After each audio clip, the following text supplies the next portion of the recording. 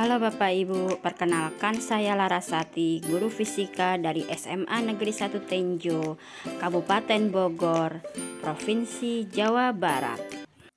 Pada video ini, saya akan memaparkan demonstrasi kontekstual pemikiran Ki Hajar Dewantoro tentang pendidikan yang berpihak pada murid, yaitu pendidikan yang sesuai dengan konteks diri murid dan sosial budaya di daerah asal. Letak geografis Indonesia sebagai negara kepulauan menjadikan Indonesia sebagai negara multikultural yang kaya akan budaya. SMA Negeri 1 Tenjo terletak di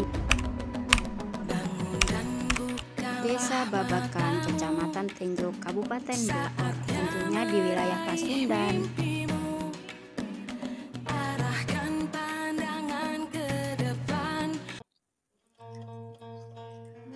Masyarakat Sunda memiliki berbagai tradisi dan budaya yang masih dilestarikan hingga saat ini. Nah, ngaliwet adalah salah satunya.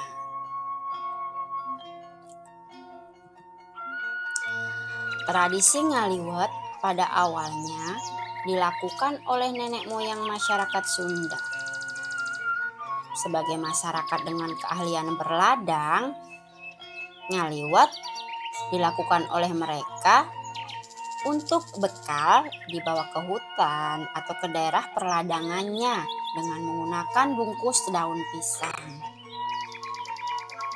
Dan sampai saat ini, ngaliwet masih menjadi tradisi masyarakat Sunda yang menggambarkan sebuah keakraban dan kebersamaan. Ngaliwet dilakukan oleh masyarakat di kampung-kampung maupun di perkantoran.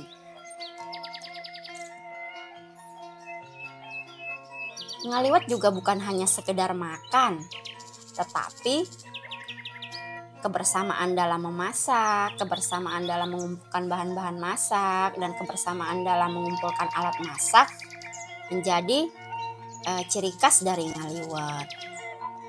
Berawal dari budaya berhemat saat ngaliwet, masing-masing orang mendapatkan bagian tugasnya masing-masing, seperti pembagian tugas membawa beras, bumbu, lauk, lalap, dan kastrol, serta pembagian tugas dalam mengolah bahan liwet atau memasak.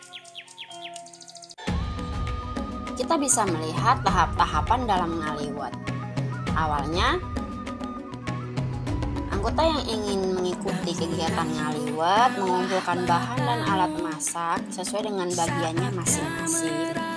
Ada yang membawa cabai, beras, bawang, ada yang membawa pancinya. Lalu ada juga yang membuat sambal. Untuk yang pintar membuat sambal bisa membuat sambal. Kemudian untuk yang lebih suka menyiapkan lauk bisa memasak untuk menyiapkan lauk. Untuk yang pintar membuat nasi liwetnya bisa memasak dan membuat nasi liwet. Pada akhirnya untuk ngaliwet ini kita menyajikan hasil liwetan di atas daun pisang dan dimakan bersama-sama, satu tempat, satu rasa. Tentu saja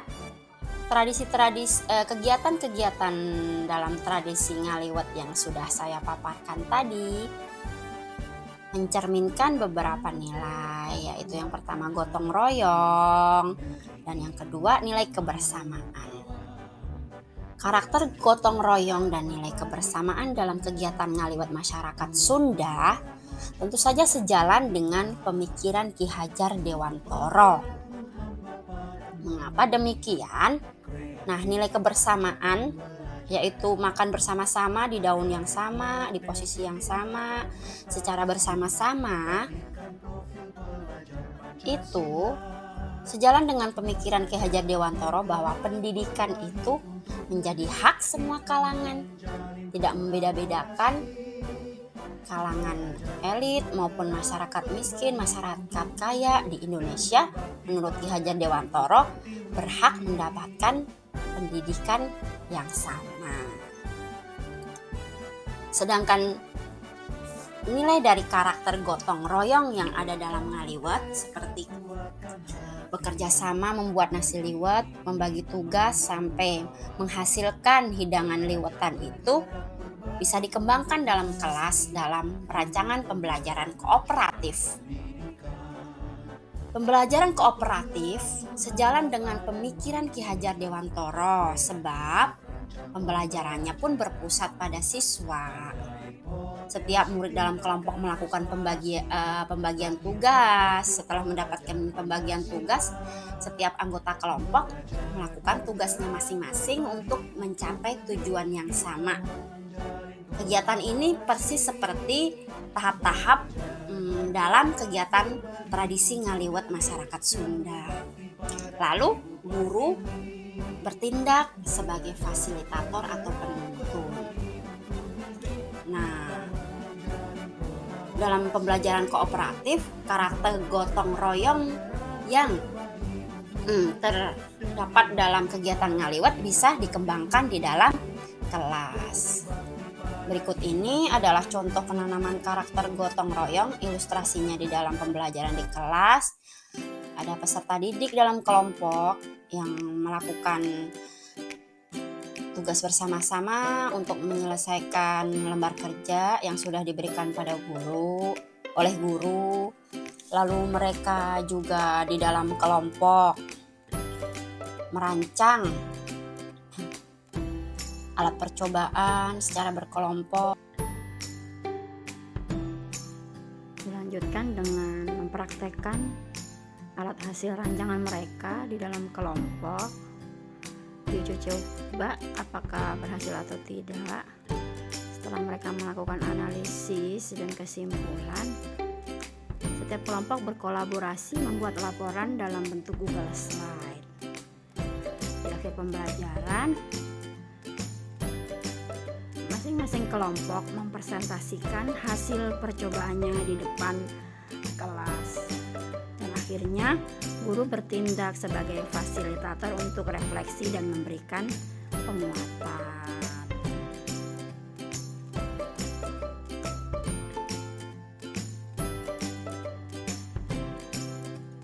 Lalu, apa saja hambatan-hambatan yang mungkin kita alami ketika penanaman nilai karakter gotong royong melalui pembelajaran kooperatif? Tentu saja kemungkinan murid tidak cocok dengan kelompoknya akan terjadi.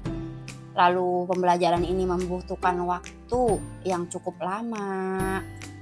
Kemudian kemungkinan terjadi miskonsepsi secara berkelompok itu ada. Artinya dalam satu kelompok itu ketika salah konsep semuanya akan salah. Lalu